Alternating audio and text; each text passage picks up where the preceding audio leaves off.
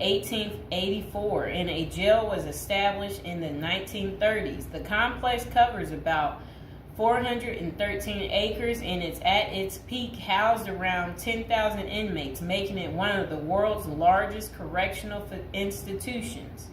A diverse inmate population is held inside Rikers, and most prisoners are there temporarily awaiting trial, serving short sentences, or awaiting transfers to other facilities. Rikers Island is notorious for its harsh conditions, including violence between inmates and involving guards. Reports of abuse, neglect, and corruption among staff have been frequent. The treatment of inmates with mental health issues has been a particular concern, with critics arguing that the facility is ill-equipped to handle such cases appropriately. Likewise, the treatment of juvenile inmates is a subject of controversy. There have been calls for more appropriate handling in the facilities for young offenders. Numerous lawsuits and human rights investigations have targeted the conditions at Rikers Island, often focusing on issues like solitary confinement, the use of force by guards, and the prolonged detention of inmates awaiting trial. Now would be a good time to like the video, to subscribe. And are you guys enjoying the prison series? Do you like hearing about all the different prisons, learning with me together?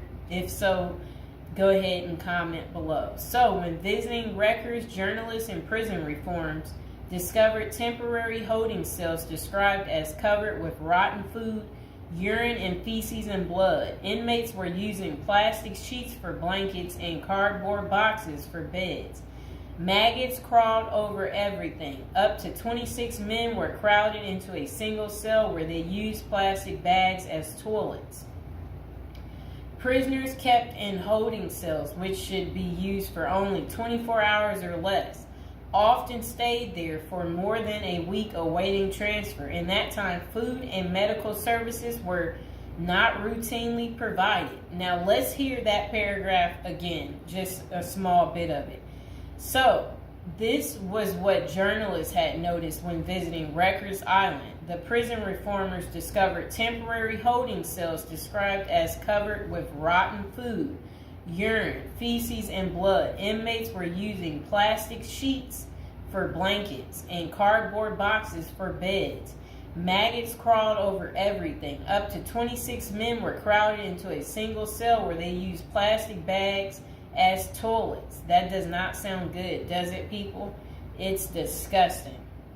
So over the years, there have been various attempts to reform Rikers Island, focusing on improving conditions, reducing violence, and providing better mental health care. Amid mounting pressure, activists and political leaders have urged the city to close Rikers Island. In 2019, the New York City Council voted to close the jail completely by 2026, intending